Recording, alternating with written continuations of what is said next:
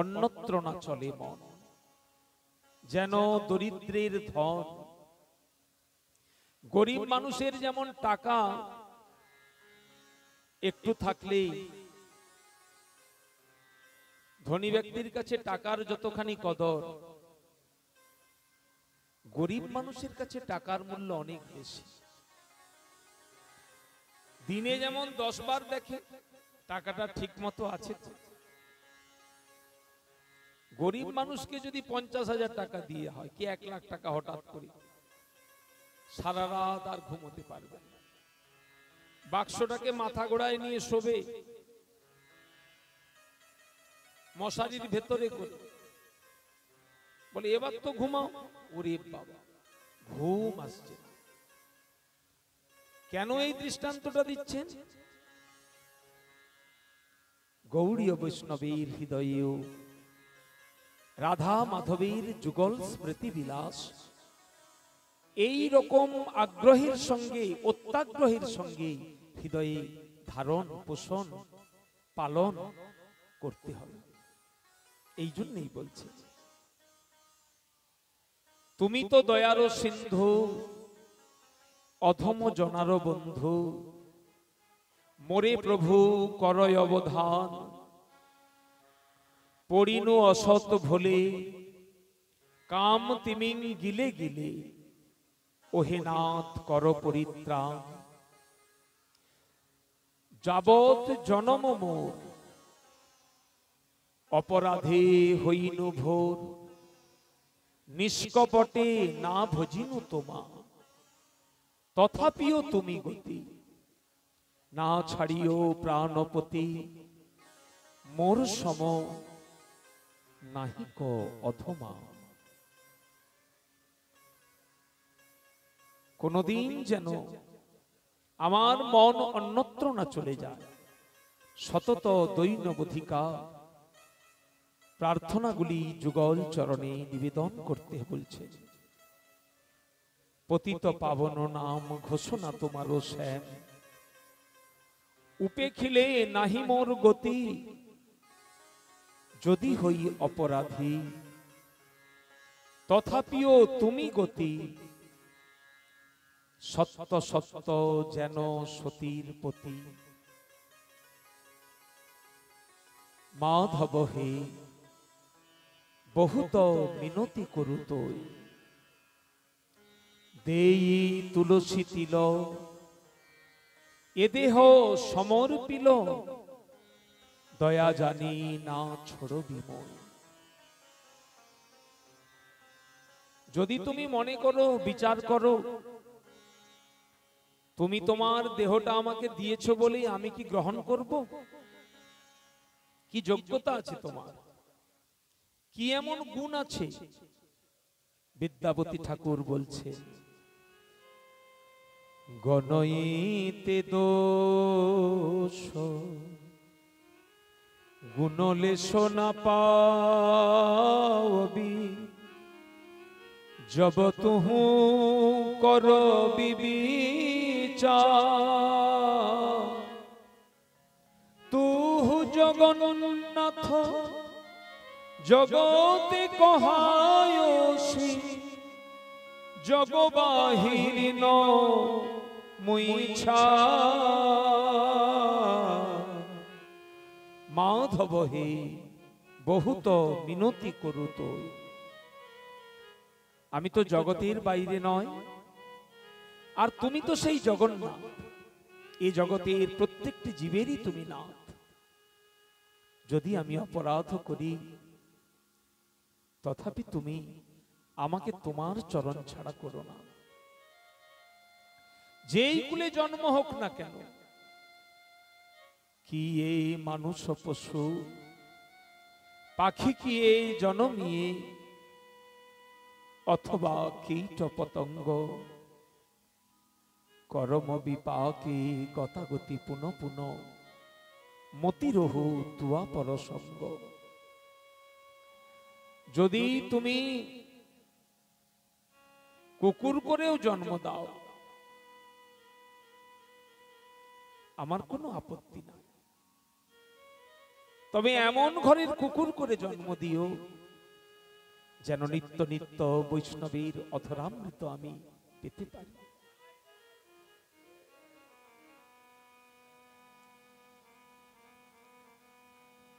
কি এ মানুষ পশু পাখি কি জনমিয়ে অথবা কীট পতঙ্গ, করম বিপাকে গতাগতি পুনঃ পুনঃ মতিরহু তুয়া পরসঙ্গ, যেন তোমার প্রসঙ্গেই মনটা মেতে থাকে।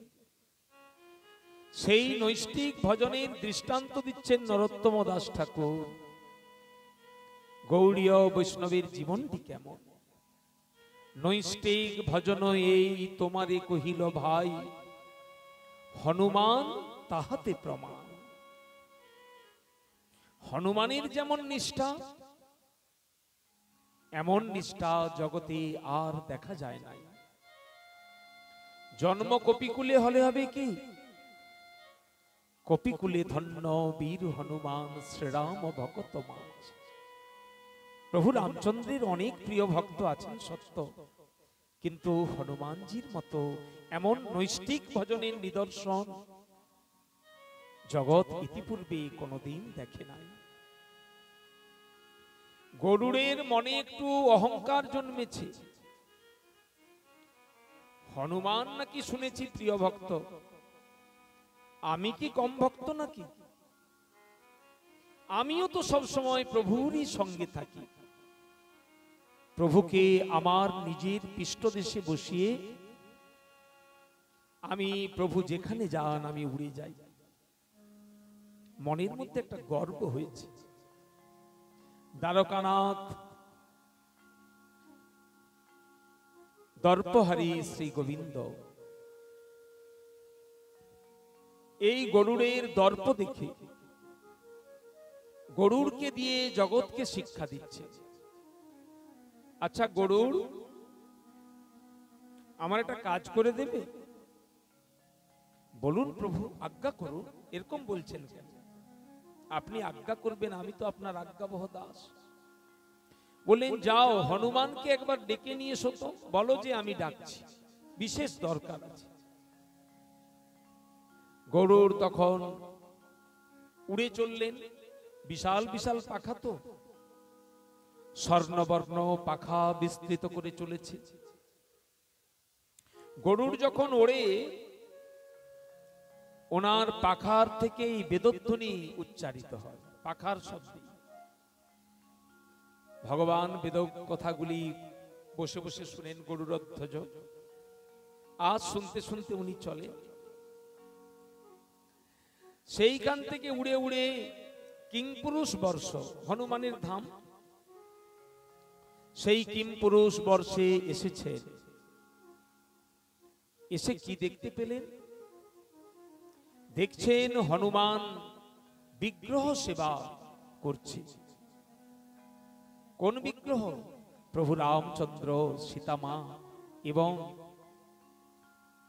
লক্ষ্মণজি বিগ্রহ নির্মাণ করে, আর হনুমানজি ওই বিগ্রহ সেবা করছে। গরুড় গিয়ে দাঁড়ালেন। সেবা করছে তো বিরক্ত করা উচিত না, একটু অপেক্ষা করলেন, এটা ভদ্রতা। ভাবছেন সেবাটা হয়ে যাক, তারপর বার্তাটা দেব। কিন্তু কি আশ্চর্য, হনুমানের সেবায় আবেশ কাটছে না। রাশি রাশি তুলসী দল চরণে অর্পণ করছে, রাশি রাশি ফুল দিচ্ছেন, সেবায় যেন তার অত্যাগ্রহ কাটছে না। গরুড় মনে মনে ভাবছে, প্রভুর চরণে একবার ফুল দিয়েছে, এত ফুল দেওয়ার কি আছে? প্রভু তো সবসময় সাক্ষাতেই থাকে। তিনি যেমন আমার পিঠে সতত বিরাজমান থাকে, হনুমানও তো কম সৌভাগ্যবান নয়, সেও তো বেশ সৌভাগ্যবান। প্রভু রামচন্দ্রের সব থেকে প্রিয়তম ভক্ত, সদা সর্বদা তারই সঙ্গে থাকে। যখন দেখলেন, ভাবলেন, মনে মনে ভাবছেন গরু এ কোন জায়গায় পাঠালো প্রভু? আমি যে এসেছি দ্বারে, এনার তো আবেশই কাটছে না। কতক্ষণ আর অপেক্ষা করব? কিছুক্ষণ অপেক্ষা করবার পর উনি বলছেন, ওহে হনুমানজি প্রণাম, আমি গরুড় এসেছি। আপনাকে আমার প্রভু দ্বারকানাথ তিনি দেখেছেন, উনি আজ্ঞা করেছেন তোমাকে একবার তার কাছে যেতে। হনুমান কথাগুলি শুনছে কি শুনছে না গরুড় বুঝতে পারছেন না। একটা কথা বললে তো তার মানুষের একটা পরিবর্তন হয়। একইভাবে উনি সেবায় মগ্ন। কোন জায়গায় পাঠালো রে? লোকটা কালা নাকি? কানে শুনতে টুনতে পায় নাই? উনি বলে দিয়ে চলে গেলেন। প্রভুর কাছে যখন গেলেন, কি হে হনুমান কোথায়? আর প্রভু আপনি কার কাছে পাঠিয়েছেন? কেন না বিগ্রহ সেবা করছে, আমি গিয়ে বললাম, কিন্তু আমার কথায় উনি কর্ণপাত করলেন না। তাই কি বলেছো তুমি? না যেমন আপনি বলেছেন আরেকবার ভালো করে বলো, তোমার বলার মধ্যে নিশ্চয়ই কোনো ত্রুটি হয়েছে, ভালো করে বলো। এখন কি করবেন? প্রভুর দাস কিনা, আবার সেই কোথায় দ্বারকাপুরী, কোথায় কিমপুরুষ বর্ষ, আবার উড়ে এলেন। এইবারে উড়ে আস্তে আস্তে গরুড়জির মনে একটু ক্রোধ হয়েছে। সোজা আঙুলে যদি ঘি না ওঠে তো আঙুলটা বাঁকাতে হয়। যদি ভালো মুখে যেতে চায় তো যাবে, নতুবা আমি ওকে একেবারে পিঠে তুলবো আর প্রভুর কাছে এনে হাজির করব। গরুড় গিয়ে হনুমানজির কাছে যখন এসেছেন, তখনও দেখছেন ওনার বিগ্রহ সেবা ভঙ্গ হচ্ছে না। এই বিগ্রহ সেবার আবেশ।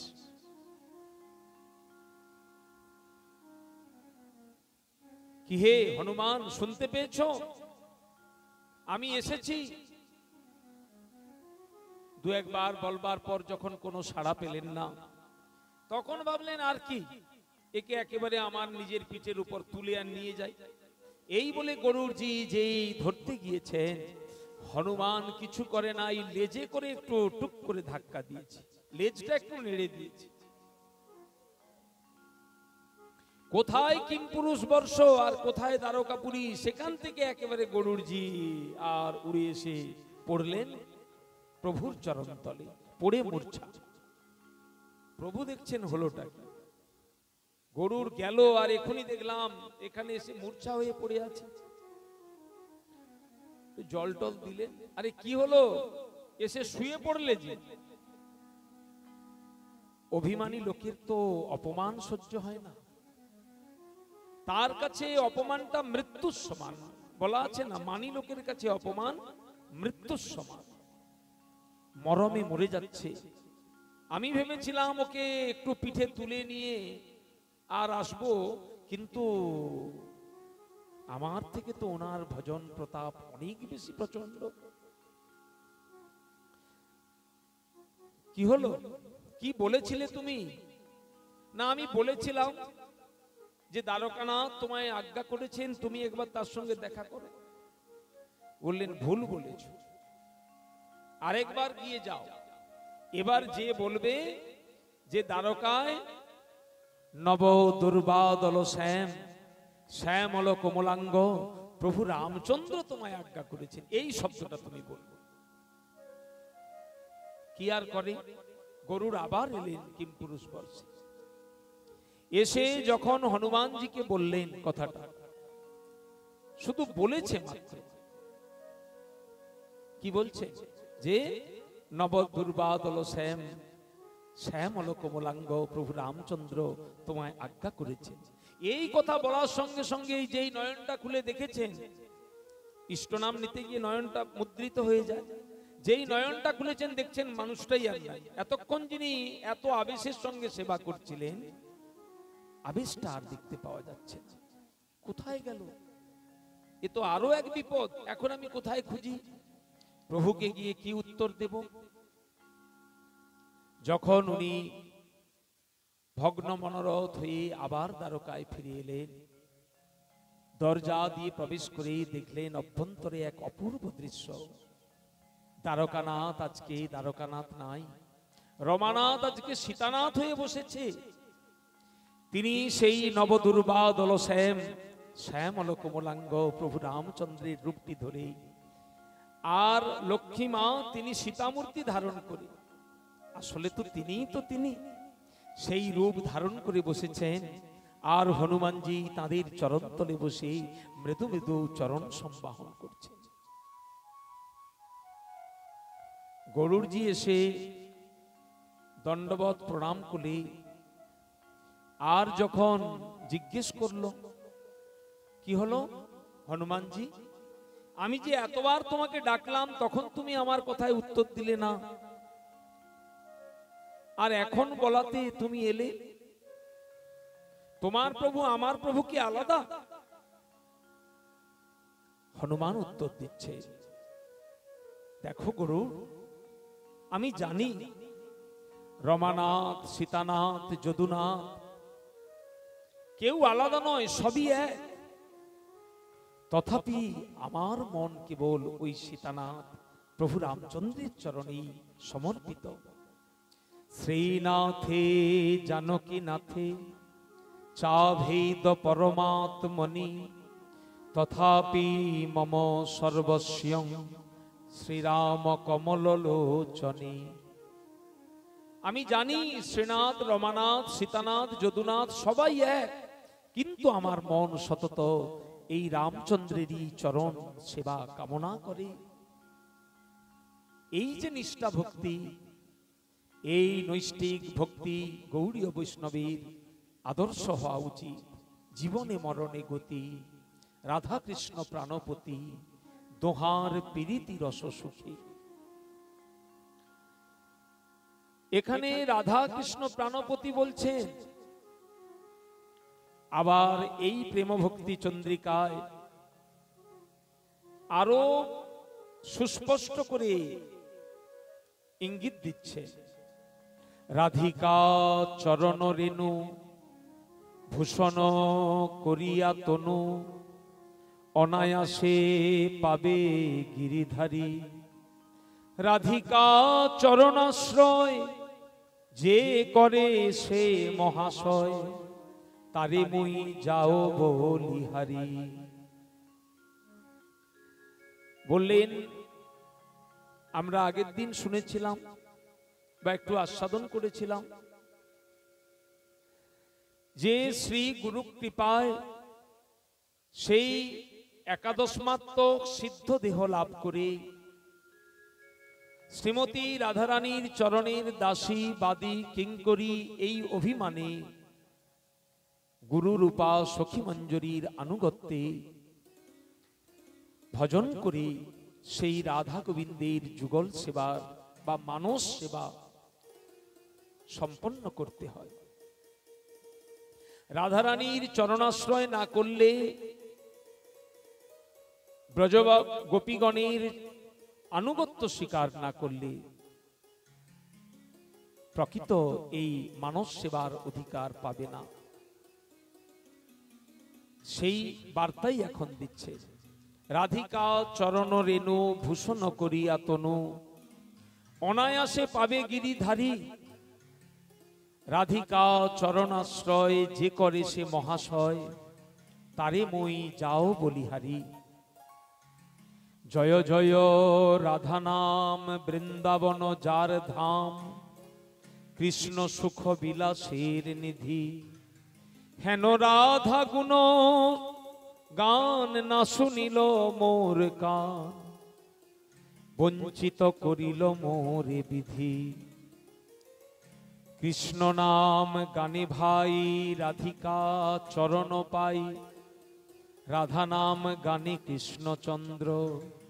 সংক্ষেপে কহিল কথা ঘুচাও মনের ব্যথা, দুঃখময় অন্য কথা দ্বন্দ্ব। বলছেন গৌড়ীয় বৈষ্ণব যদি রাধারানী চরণাশ্রয় করে, তাহলে সে আপনা আপনি রাধা মাধবের কৃপা লাভ করতে পারবে। কেন না, সমস্ত ভক্তির মূলাধারই হলো এই শ্রীমতী রাধারানী, সেই মহাভাব স্বরূপা। তার আনুগত্য স্বীকার করলেই আর সাধক তিনি যে কৃষ্ণ ভক্তি লাভ করবেন তারই নিদর্শন দিচ্ছেন শ্রীল কবিরাজ গোস্বামী চরণ।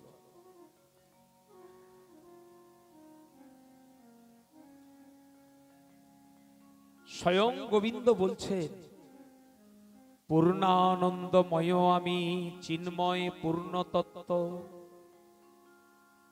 রাধিকার প্রেমে আমায় করায় উন্মত্ত। না জানি রাধার প্রেমে আছে কত বল, যে বলে আমারে করে সর্বদা বিহ্বল। গোবিন্দকেও সম্পূর্ণরূপে আনন্দ দান করে এই রাধারানী। রাধিকার প্রেম গুরু আমি শিষ্য নট, সদা মা নানা নৃত্যে নাচায় উদ্ভট। রাধিকার প্রেম গুরু আমি শিষ্য নট, সদা মা নানা নৃত্যে নাচায় উদ্ভট। একমাত্র এ জগতে রাধারানী পারে গোবিন্দকে 64 বিধ রস নির্যাস আস্বাদন করিয়ে আর সেই রসসাগরের তরঙ্গে তরঙ্গে ভাসাতে। মহাভাব তার মহাভাবময় সিন্ধুর প্রতিটি হিল্লোলে হিল্লোলে গোবিন্দকে আনন্দ দান করতে পারে। কেন, কি এমন সেই মাধুর্য? স্বয়ং গোবিন্দ নিজ মুখে সে স্বীকার করছেন, কৃষ্ণের বিচার এক আছয় অন্তরে, পূর্ণানন্দ পূর্ণ রস রূপ কহে মোরে। মোর রূপে আপ্যায়িত হয় ত্রিভুবন, কিন্তু আমাকে আনন্দ দিবে ওইছে কোনজন। এ জগতে সকলে আমার রূপে মোহিত হয়, এ জগৎ আমার রূপে আপ্যায়িত হয়, কিন্তু আমাকে কি আনন্দ দিতে পারে? আমা হইতে গুণী, আমার হইতে যার হয় শত শত গুণ, সেই জন আল্লাহ দিতে পারে মোর মন।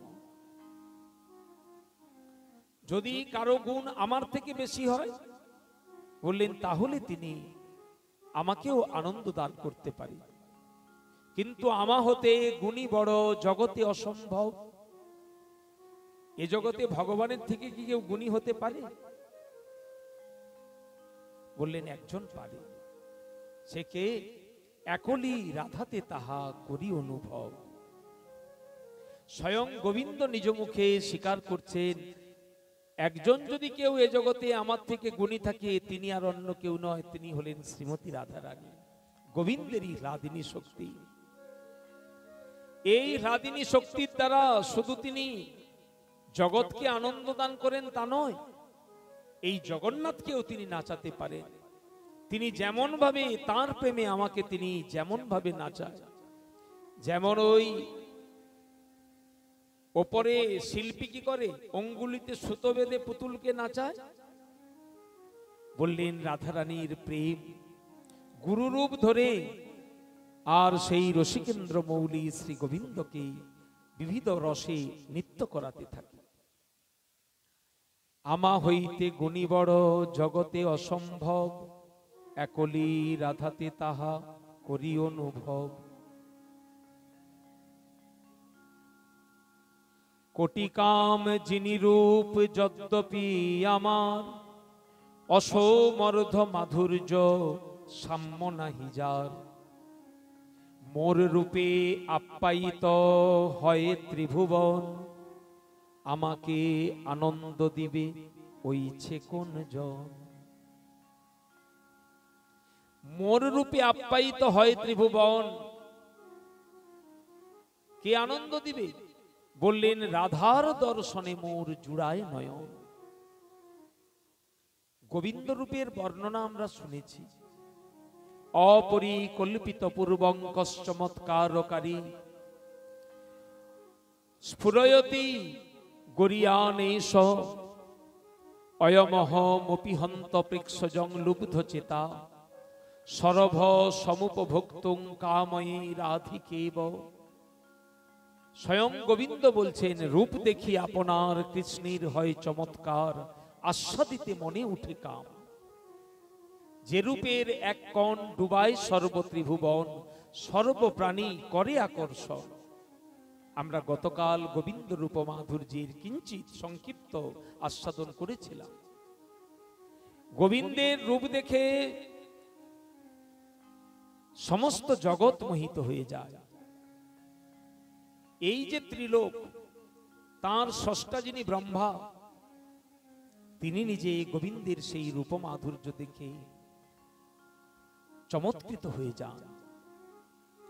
যখন গোবিন্দের গোচারণ লীলায় সাধারণ নরবালক জ্ঞান করে গোবৎসগুলিকে অপহরণ করে গুহায় লুকিয়ে রাখলেন,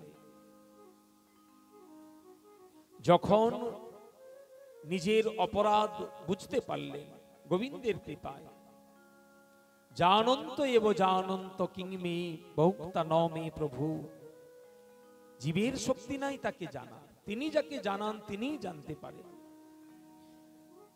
যখন ভগবানের কৃপায় তিনি নিজের অপরাধ বুঝতে পারলেন,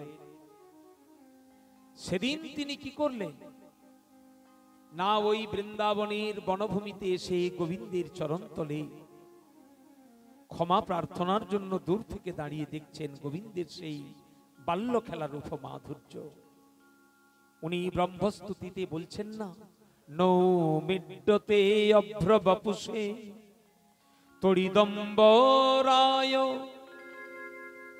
গুঞ্জাবতংস পরিপিচ্ছল সন্মুখায় বন্যস্রজে কবল বিষাণ বেত্র বেনম মৃদুপদে পশুপাঙ্গ জায়তে।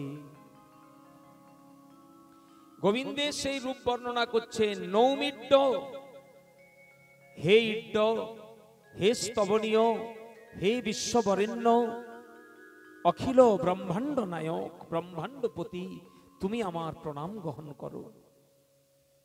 আমি অনেকবার অনেক স্বরূপে, অনেক রূপে, অনেক ব্রহ্মাণ্ডে তোমাকে দেখেছি। ব্রহ্মার জন্মই তো সেই গোবিন্দের নারায়ণের নাভি পদ্ম থেকে। জন্মগ্রহণ করার পর আমি তীব্র তপস্যা করি আমি তোমার দর্শন পেয়েছিলাম।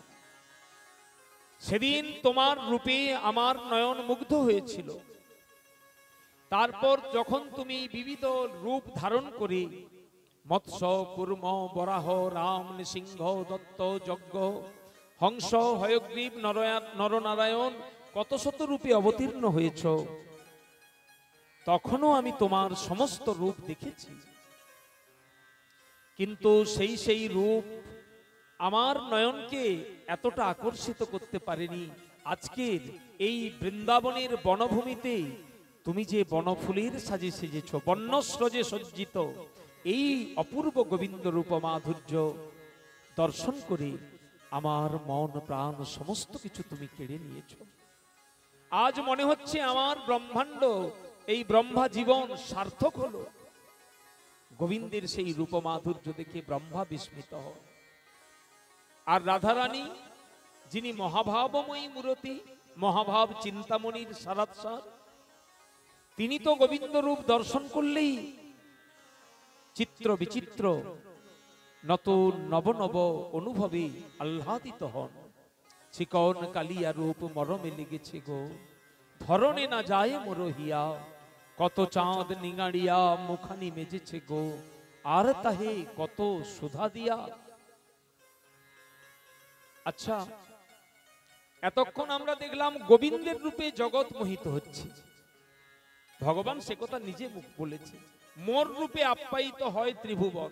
শুধু এই জগৎ নয়, ত্রিভুবন, স্বর্গমত্ত পাতাল, এই ত্রিভুবন মুগ্ধ হয়ে যায় গোবিন্দ রূপে। যে রূপের এক কোণ, সম্পূর্ণ রূপ প্রকাশিত হয় না, এক কোন রূপ দর্শন করলেই এ ত্রিজগৎ মোহিত হয়। কিন্তু গোবিন্দ কার রূপ দেখে মোহিত হন? বললেন শ্রীমতী রাধারানীর রূপ দেখে গোবিন্দ মোহিত হয়ে যান। পূর্বরাগ লীলায় আমরা দেখেছি, যখন সুবল গোবিন্দের সেই পূর্বরাগ দশাটিকে প্রকাশ করেছেন, জিজ্ঞাসা করছে, কানাই কবে থেকে তোমার এই দশা হলো, কাকে তুমি দেখেছো? স্বয়ং গোবিন্দ বলছেন না, ওরে সুবল, কালী দমন দিন মাহ, যেদিন আমি কালীয় দমন করেছিলাম বৃন্দাবনে কালীদহে, সেই কালীয় নাগের ফনায় ফনায় যখন নৃত্য করছিলাম, ওই যমুনার দুকুলে কত শত ব্রজবাসী ব্রজবালা তারা এসেছিল আমার ওই নৃত্য দর্শন করতে। তো আমি সেই ফনায় ফনায় নৃত্য করতে করতে যখন যমুনার কুলের দিকে তাকালাম, কালী দমন দিন মাহ,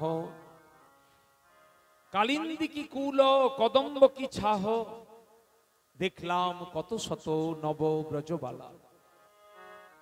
যেই না আমি যমুনার তীরের দিকে তাকিয়েছি, আমি দেখতে পেলাম সেই যমুনার তীরে ওই যে কদম গাছটা, যে কদম গাছ থেকে আমি ঝাঁপ দিয়েছিলাম, ওই কদম্ব বৃক্ষের তলায় কত শত নব ব্রজবালা। দূর থেকে তো এক ঝলক দেখে আমার যেন মনে হচ্ছিল, পে খলু জনুথির বিজুরিক মালা, যেন মনে হচ্ছিল বিধাতা আকাশের বিদ্যুৎ গুলিকে একটি একটি করে ধরে আর মালা গেথে ওই যমুনার তীরে দাঁড় করিয়ে দিয়েছে। সব বিদ্যুৎ বর্ণা। তো সেই শত শত রমণীর মধ্যে আবার তহিধনী মণি দুই চারি, তাদের মধ্যে আবার চার চার অষ্ট রমণীকে আমি দেখলাম। এই অষ্ট রমণীকে প্রধান অষ্ট সখী। আরো একটু ভালো করে যখন দেখলাম, আমার মন যখন আকর্ষিত হলো, দেখলাম তহিধনী পুন মন মোহিনী এক নারী, তার মধ্যে আরেকজন মন মোহিনী, আমার মনকেও মোহিত করতে পারি এই রকম এক রমণী রত্নকে দেখলাম। সেই দিন থেকে আমার মন আকর্ষিত হলো। আর সুবল জানিস কি বলবো, একদিন আমি ওই যমুনার তীরে কদম তলে একা একা বসে বাঁশি বাজাচ্ছিলাম। যেই যমুনার জলের দিকে নয়ন দিলাম, আমি একটা অপূর্ব দৃশ্য দেখতে পেলাম। কি দেখলাম? সজনী ও ধনীকে কহ বটে, ও গো গো রচনা গরি নবীনা কিশোরী, আমি নাহিতে দেখিনো ঘাটে, শোধনীকে কহ বটে। আমি এক রমণীকে ঘাটে স্নান করতে দেখলাম, কেউ ছিল না তার সঙ্গে। যমুনার তীরে বসি তার নীরে, ও গো পায়ের উপরে পা, আবার অঙ্গের বসন করেছে আসন, শোধনী মাজিছে গা, শোধনী মাজিছে গা। সিনাইয়া উঠিতে নিতম্ব তটেতে পড়িছে চিকুর রাশি, কাঁদিয়া আধার কনক চাঁদার শরণ লইল আসি। সেই অপূর্ব রূপ দেখলাম যখন সেই স্নান করে যমুনার জল থেকে উঠে যাচ্ছে। চলে নীল শাড়ি নিঙাড়ি নিঙাড়ি, যেন পরাণ সহিত ও যখন নীল শাড়িটাকে মোচড় দিচ্ছে, মনে হচ্ছে যেন আমার পরাণটাকেই মুচড়ে দিচ্ছে। এ সমস্ত রসের কথা রসিক জন ব্যতীত আমার মতো অধম কি করে বুঝবে? শ্রী গোবিন্দ নিজ মুখে স্বীকার করছেন যে রাধারানীর রূপ মাধুর্য কতখানি তাকে আস্বাদিত করে। ভগবান কথা দিয়েছিলেন যে যথামাং প্রপদ্যন্তে তাং তথৈব ভজাম্যহম। যে ভক্ত আমাকে যেমন ভাবে সেবা করবে, যেমন ভাবে ভালোবাসবে, আমি অনুরূপ ভালোবাসা বা অনুরূপ প্রতিদান দিয়ে তার ঋণ শোধ করে দেব। কিন্তু এই রাধারানীর কাছে তিনি যতবার ঋণ পরিশোধ করতে চেয়েছে, ঋণ পরিশোধ তো করতে পারেনি, উল্টে এত ঋণের বোঝা গোবিন্দের মাথায় চেপেছে, গোবিন্দ নিজ মুখে স্বীকার করতে বাধ্য হয়েছে, ন পারয়ে অহং নিরবত্য সগুজা সসাধু কৃত্যং বিবুধাই সাপিব। আমি পারলাম না তোমাদের এই ঋণের প্রতিদান দিতে। প্রত্যেকটি লীলায়, প্রত্যেকটি ব্যবহারে গোবিন্দ রাধারানীকে কোনোদিন পরাজিত করতে পারে। গোবিন্দের একবার ইচ্ছা হলো, সব দিন তো ওরা কুঞ্জ সাজায়, একদিন এমন হয় না আমি কুঞ্জ সাজাবো, গোপীগণ কুঞ্জ সাজায়, তাদের কুঞ্জে আমি যাই। একদিন এমন হতে পারে যে গোবিন্দ কুঞ্জ সাজিয়েছে আর আমরা তার কুঞ্জে যাব। গোপীগণ বললেন সে তো ভালো কথা, একদিন কুঞ্জ সাজাও, আমরা তোমার কুঞ্জে যাব। সিদ্ধ স্বরূপে সিদ্ধ বাবা এই লীলা দর্শন করছেন বৃন্দাবনে। গোপীগণ কুঞ্জ সাজায় নিত্য, আজকে গোবিন্দ কুঞ্জ সাজাচ্ছে। গোপীগণের সঙ্গে অনেকজন, কিন্তু গোবিন্দের সঙ্গে তো অনেকজন নাই। আছে অনেক সখা, কিন্তু সখাগণকে তো কুঞ্জ পর্যন্ত আনা যায় না, গোচারণ পর্যন্ত আনা যায়, কুঞ্জের দ্বার অব্দি নিয়ে আসাটা উচিত হয় না। তো সেই নিজে হাতে কুঞ্জ সাজাতে গিয়ে গোবিন্দ একেবারে ঘেমে নে অস্থির, পাচ্ছে না কুঞ্জ সাজাতে। কি করব, এদিকে তো বেলা গড়িয়ে যায়, সূর্য তো আর দাঁড়িয়ে থাকে না, সময় চলিয়া যায়। যোগমায়াকে স্মরণ করাতে যোগমায়া এসে একটু সহায়তা করলেন। কিছু মালা, কিছু ফুল, কিছু পাতা একটু এনে দিলেন। প্রাণনাথ, এবার তুমি তোমার মতো করে সাজিয়ে দাও। অপূর্ব সুন্দর করে গোবিন্দ, ইনিও তো চতুষ্ষষ্ঠী কলাবিদ্যার গুরু, তো সেই কলাবিদ্যার গুরু তিনি সমস্ত প্রকার কলাবিদ্যা লাগিয়ে ওই বৃন্দাবনে এক নতুন কুঞ্জ, মনোহর মনোমনোহর কুঞ্জ একটা নির্মাণ করেছে। কি অপূর্ব! ফুলেরও চৌয়ারি, ফুলেরও কেয়ারি, ফুলেতে ছাইল ঘর, ফুলেরও আলিশ বালিশ কারণ, প্রতি ফুলে ফুলস। ফুলের কেয়ারি, ফুলের চাঁদোয়া, ফুলের বিছানা, ফুলের বালিশ, এমন একটা বিছানা করেছে গোবিন্দ যে কুসুমগুলি রাধারানীর অঙ্গে ব্যথা দেবে না। নিজে কুসুমগুলিকে নিয়ে নয়নের মধ্যে লাগিয়েছে, নয়নে লাগিয়ে দেখেছে নয়ন যদি ব্যথা না পায়, আমাদের অঙ্গের মধ্যে সব থেকে কোমল হলো নয়ন, নয়নে যদি ব্যথা না লাগে তাহলে ওই ফুল রাধারানীর শ্রীঅঙ্গে, কোমল অঙ্গে ব্যথা দেবে না। এরকম সুন্দর করে সজ্জা নির্মাণ করেছে। যমুনা থেকে সুশীতল বাড়ি এনেছে, নিজে হাতে তাম্বুল সেজেছে, বনফুল তুলে এনে একটা বৈজয়ন্তী মালা গেঁথেছে রাধারানীর গলায় পরাবে বলে। যখন অভিসারের সময় হয়েছে, রাধারানী সখীগণকে নিয়ে ব্যস্ত হয়েছেন, ঠিক সেই সময় হঠাৎ করে শৃঙ্গার প্রায় শেষ, এইমাত্র ললিতা বিশাখা সবাইকে নিয়ে রাধারানী অভিসারে যাবে। এমত অবস্থায় আর যোগমায়া মুপাশ্রিত লীলা কি হলো না, বাদিনীর ঘরে একটা বাদ সাধল। ওনার পতিদেব আয়ান ঘোষ এসে হাঁকডাক করছে মা মা বলে। সঙ্গে সঙ্গে জটিলা বেরিয়ে বলছে কি হয়েছে? আয়ান ঘোষ বললেন যে আমার কিছু বন্ধু বান্ধব এসেছে মথুরা থেকে, ওরা আজকে আমাদের গৃহে অতিথি হতে চায়। সর্বোপরি আমার রাধারানীর হাতের রান্না খুব ভালো, তো ওরা একটু রাধারানীর নিজের হাতে পাচিত দ্রব্য একটু পেতে চায়। খবরটা যখন গেল, বিনা মেঘে বজ্রপাতের মতো যেন সারা আকাশটা ভেঙে পড়ল রাধারানীর মাথা। এখন যাব আমরা অভিসারে, আর এখন কিনা আবার রান্না করতে হবে? উপায় তো নাই, বাদিনীর ঘরে বাস। সমস্ত সখী হাতাহাতি করে আর একটু রান্নাটা চাপালেন, সবাই মিলে হাত লাগালেন। কিন্তু যোগমায়ার মুপাশ্রিত লীলা, যোগমায়ার ইচ্ছায় আজকে যে রান্নাটা 10 মিনিট সময় লাগার কথা, ওটা আজকে 1 ঘন্টা সময় লেগে যাচ্ছে, রান্না হচ্ছে।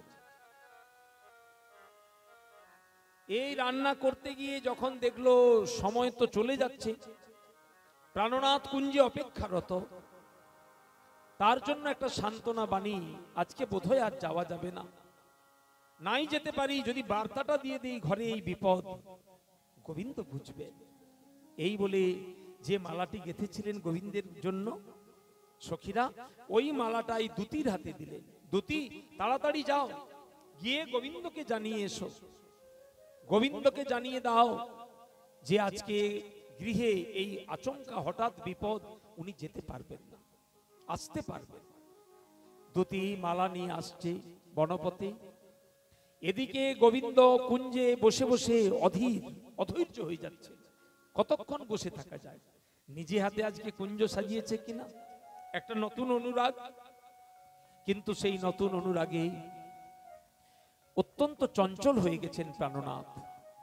পততি পতত্রে বিচলিত পত্রে। রাধারানীরও যেমন দশা হয় কুঞ্জে বসে গোবিন্দের জন্য, আজকের গোবিন্দের দশা ঠিক তদ্রূপ হয়েছে। এখান পর্যন্ত যে যথামান প্রপদ্যন্তে, একটা বাইরে যদি পাতাও পড়ে, গোবিন্দ ছুটে বেরিয়ে আসছেন, এই বোধহয় আমার রাধারানী এলো। পততি পতত্রে বিচলিত পত্রে, কিন্তু দেখতে পাচ্ছেন না। ভাবলেন বনপথে কি পথ ভুল করেছে? হয় না, অনেক সময় বনের রাস্তা অন্ধকারে আসতে হয়, যদিও ভুল হওয়ার কথা নয়, এখন বলা যায় না, যদি ভুল হয়ে যায়। গোবিন্দ বলেন তাহলে আমি একটু এগিয়ে দেখি। এই বলে উনি এক পথ ধরে যাবটির দিকে আসছেন। বনে তো আর নির্দিষ্ট পথ নাই, ও গাছের ফাঁক ধরলে একটা পথ বেরিয়ে যায়। দ্বিতীয় আরেকটা অন্য পথ দিয়ে কুঞ্জে এসে হাজির। কুঞ্জে এসে দেখছেন গোবিন্দের অঙ্গগন্ধে সারা কুঞ্জ আমোদিত, কিন্তু প্রাণ গোবিন্দ কুঞ্জের ভেতর নাই। কোথায় গিয়েছে? কি সুন্দর করে কুঞ্জ সাজিয়েছে, নিজের হাতে কুঞ্জের দ্বারে দ্বারে চতুর্দিকে দীপ প্রজ্বলিত করেছে, দীপের আলোয় উদ্ভাসিত হচ্ছে সেই কুঞ্জ মন্দির, কিন্তু দেখতে পাচ্ছেন না প্রাণনাথ কোথায়। ছুটে গেলেন গোবিন্দের অন্বেষণে আরেকটি পথ ধরে। গোবিন্দ আবার বাতুলের মতো অন্য পথ ধরে এসে কুঞ্জের দ্বারে এসে দেখছেন সখীর গায়ে রঙ্গবন্ধ। হায় রে, যদি না যেতাম তাহলে দেখা হতো, তাহলে কি আমাকে না দেখতে পেয়ে রাধারানী অন্য পথে গিয়েছে? উনি দৌড় দিলেন আরেক পথ দিয়ে, সখী আরেক পথ দিয়ে ঘুরে এসে কুঞ্জে আসছে। যোগমায়া উপাশ্রিত লীলায় কারো সাথে কারুর দেখা হলো না। সারা রাত কেটে গেল। যখন দেখলেন অরুণোদয় আগত প্রায়, গোবিন্দের অভিমান হয়ে গেল। দ্বিতীয় ভগ্ন মনোরথ হয়ে মালাটিকে কুঞ্জে রেখে উনি চলে গেলেন, যে আমি এসেছিলাম মালাটা রেখে যাচ্ছি।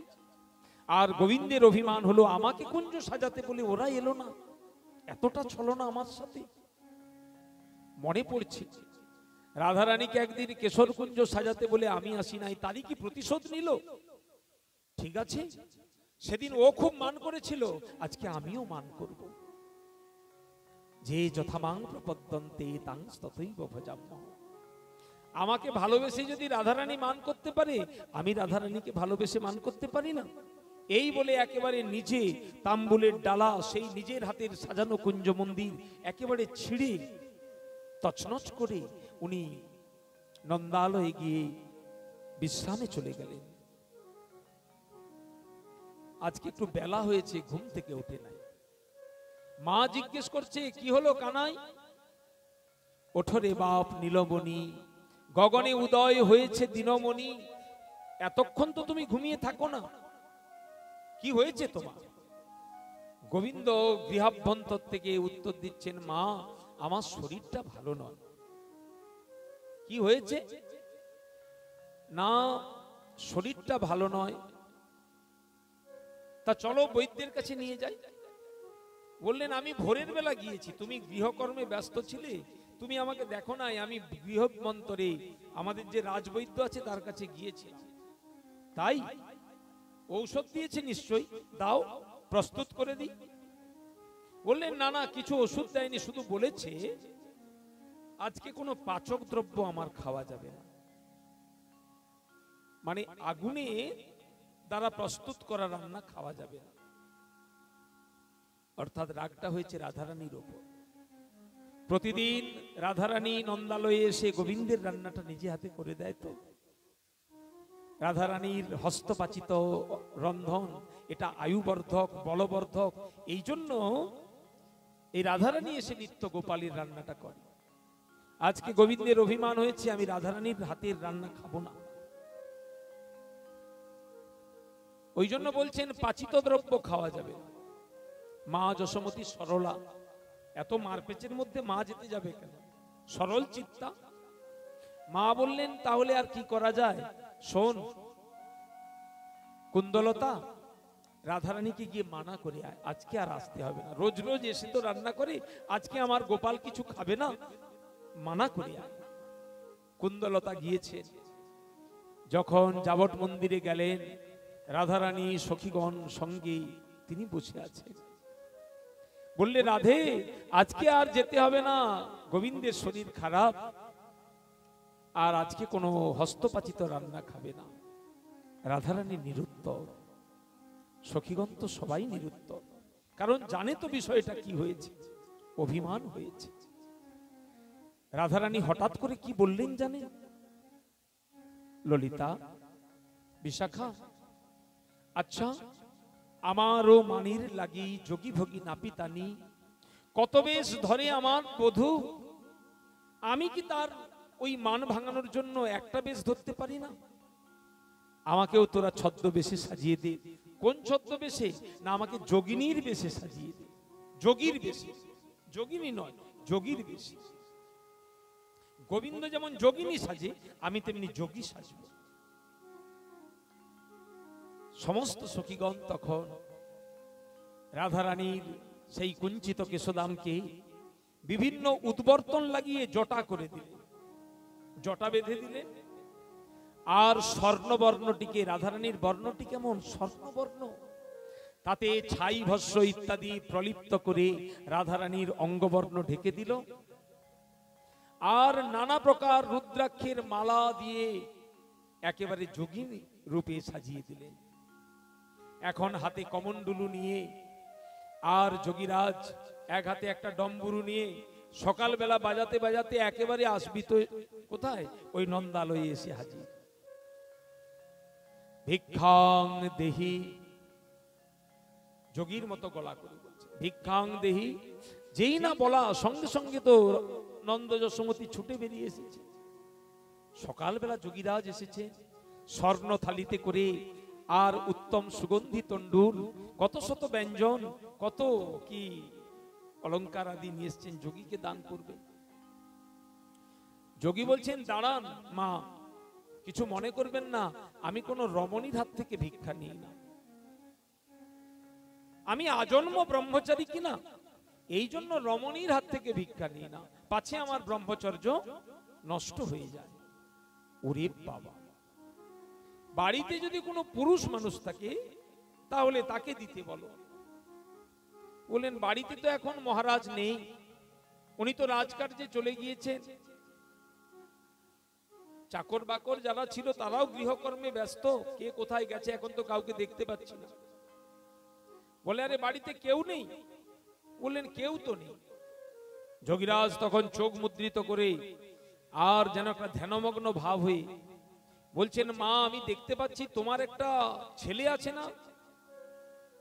বললেন হ্যাঁ আছে বটে, ওর নাম কানাই। বললেন হ্যাঁ আমি সে জানি, ওকে গোবিন্দ বলে। না বলে হ্যাঁ ঠিকই বলেছি। ওরে বাবা, কম যোগীরাজ নয় তো।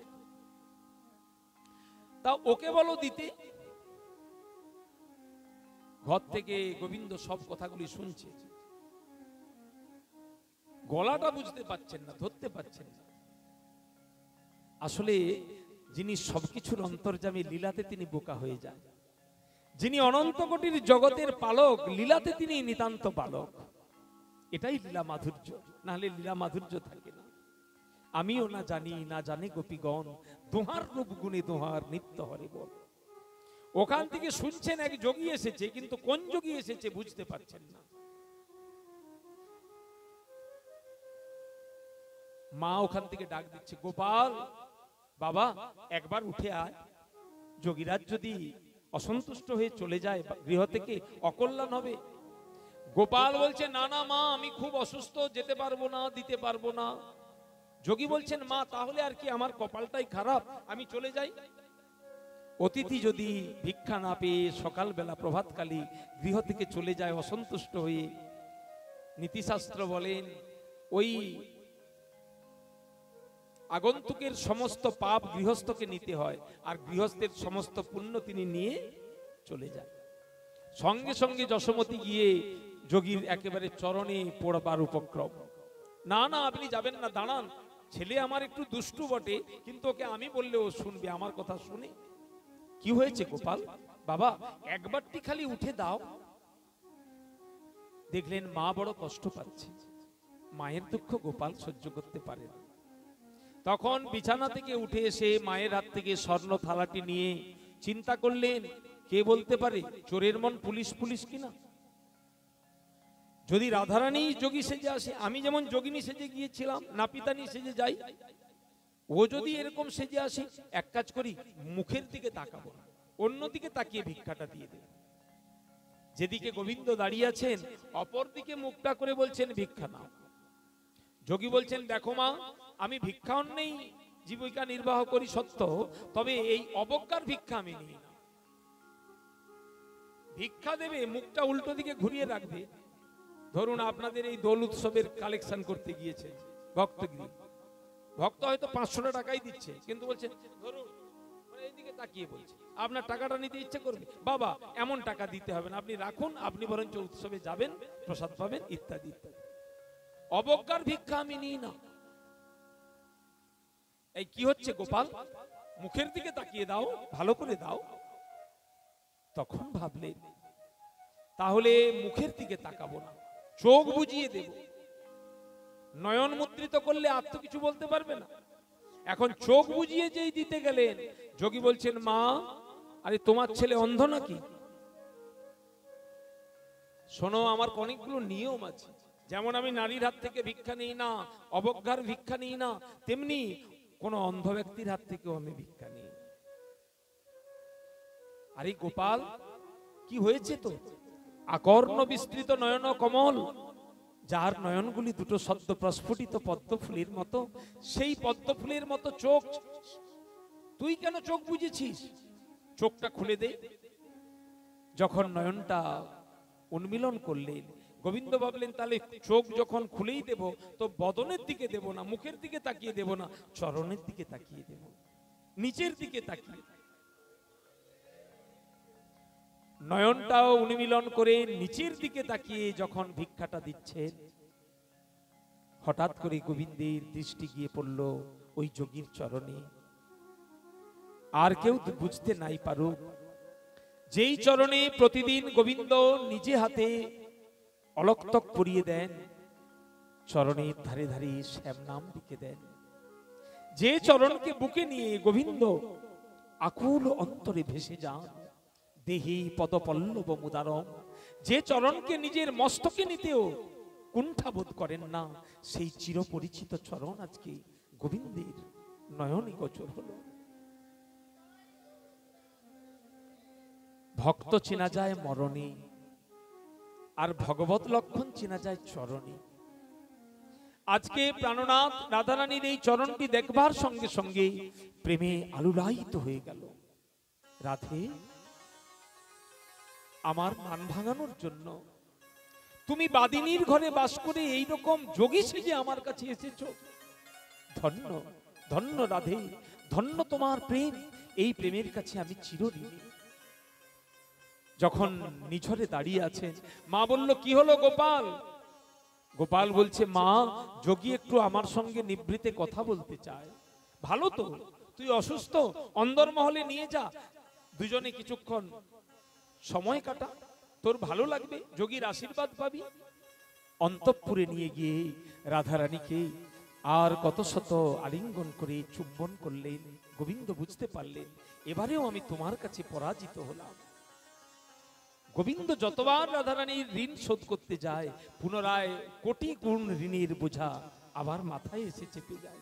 এই জন্য তো তিনি বলেছেন, শ্রী রাধায়া প্রণয় মহিমা কিদ্রি শোভা, সাধ্য জেনাদ্ভুত মধুরিমা কিদ্রি শোভা। এই জন্য বললেন, মোর রূপে আপ্যায়িত করে ত্রিভুবন, রাধার দর্শনে মোর জুড়ায় নয়ন।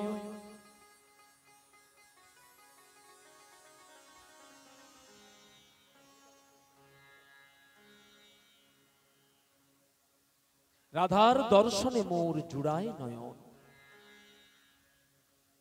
এরপরে বলছেন, মোর বংশী গীতে আকর্ষয়ে ত্রিভুবন, রাধার বচনে হরে আমার শ্রবণ। গোবিন্দ যখন বেনু বাজায়, জগতের কি জাতীয় পরিবর্তন হয়।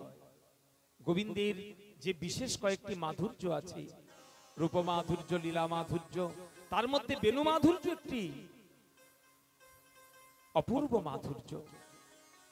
গোবিন্দ যখন যমুনার তীরে কদম্ব তলে দাঁড়িয়ে বেনু বাজান, এই বৃন্দাবনের সমস্ত পরিমণ্ডল সেই বেনু গানে পরিপ্লাবিত হয়ে অনন্ত ব্রহ্মাণ্ডে অনুরণিত হয়। মুরলী অতি সুমধুরতা,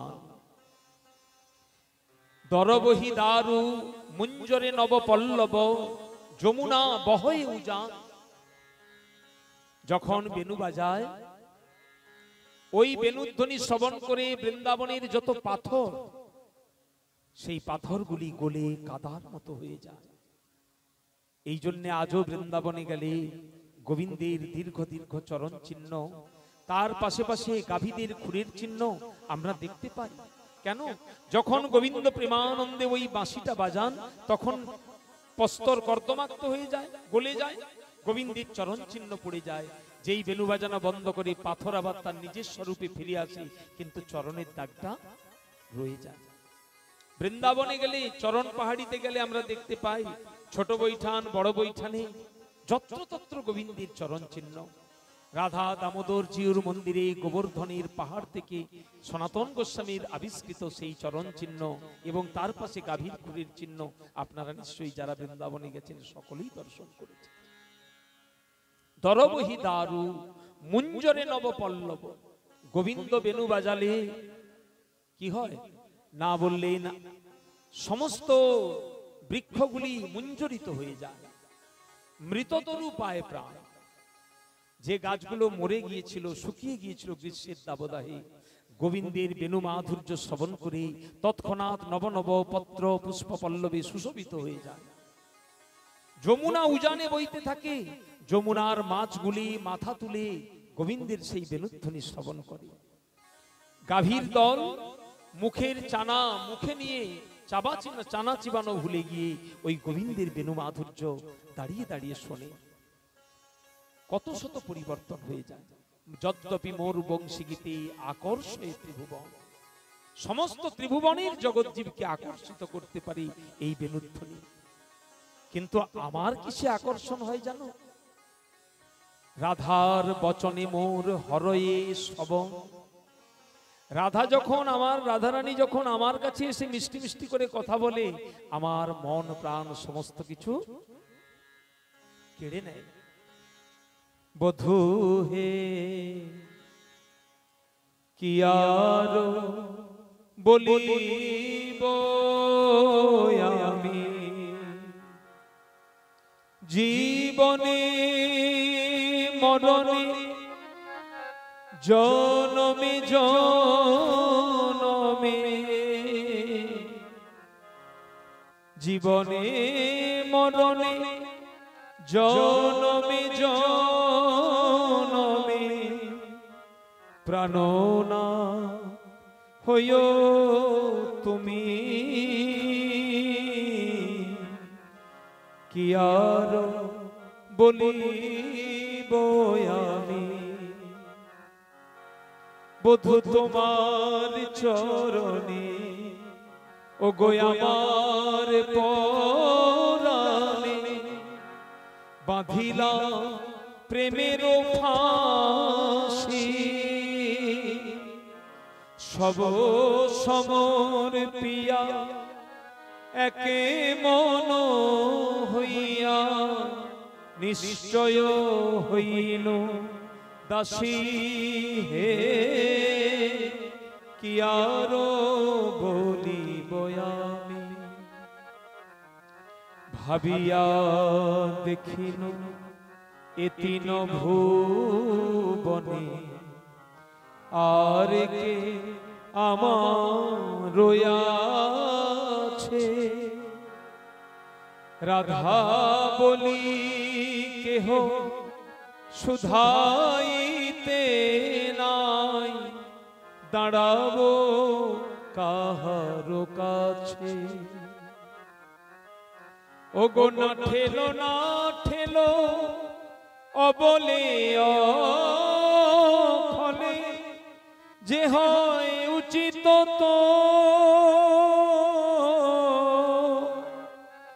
ভাবিয়া দেখিনু, প্রাণনাথ বিনে গতি যে নাহি কব। আখির নিমিখে যদি নাহি দেখি, ও গো তবে কি পরাণে মোরি। চণ্ডী দাসে কয় পরশ রতন, গলায় গাঁথিয়া পরি। যখন এইরকম রাধারানী গোবিন্দের কাছে নিজের মনের অভিমান অনুরাগ যখন ব্যক্ত করে, গোবিন্দ বলেন এর বচনে আমার কর্ণ মন সমস্ত কিছু শীতল হয়ে যায়। যদ্যপি মোর রসে জগত সরস, রাধার অধর রস আমা করে বস। যদ্যপি আমার গন্ধে জগত সুগন্ধ, মোর নাসা চিত্ত হরে রাধা অঙ্গগন্ধ। রাধারানীর অঙ্গগন্ধে আমি আমোদিত হয়ে যাই। রাধারানী বলছেন না, আমার অঙ্গের বরণ সৌরভ, যখন যেদিকে পায়, ও গো বাউলি হইয়া দুবাহু পসারি, তখনও সেদিকে ধায়। আমার অঙ্গের বর্ণ, আমার অঙ্গের গন্ধ পেলে গোবিন্দ পাগল হয়ে যায়। এই রাধা প্রেমের যে শ্রেষ্ঠতা স্বয়ং রাধারানী, স্বয়ং গোবিন্দ নিজ মুখে স্বীকার করছে। এই মতো রাধারানী গোবিন্দ নিজে বলছে, যদ্যপি আমার রসে জগত সরস, রাধার অধর রসে আমা করে বস। যদ্যপি আমার স্পর্শ কটিন্দু শীতল, রাধিকার স্পর্শে আমার করে সুশীতল। এই রূপে জগতের সুখে আমি হেতু, রাধিকার রূপ গুণ আমার জীবাতু। রাধারানীর রূপ গুণ আমাকে বাঁচিয়ে রাখে।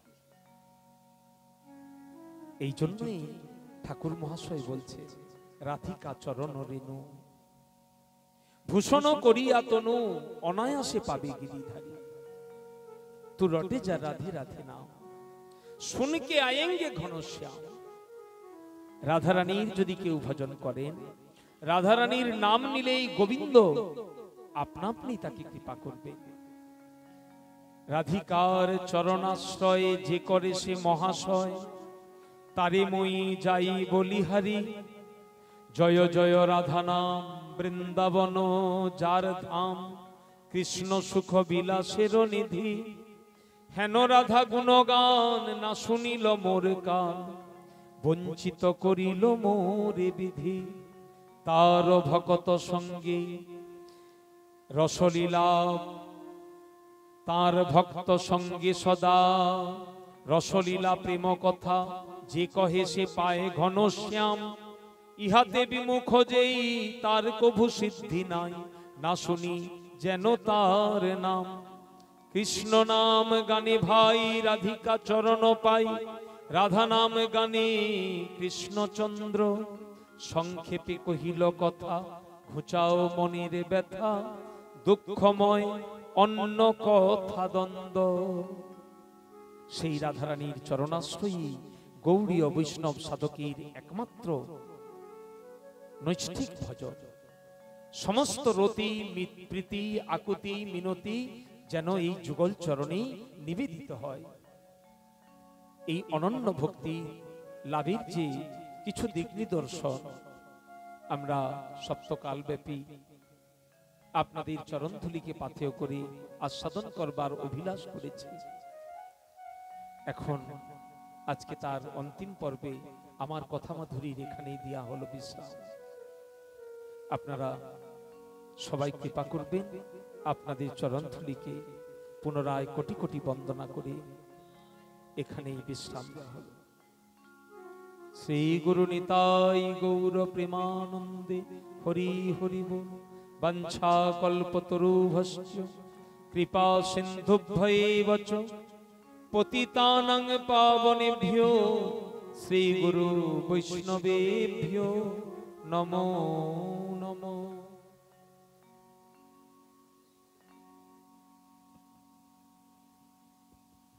জয় জয় জয়।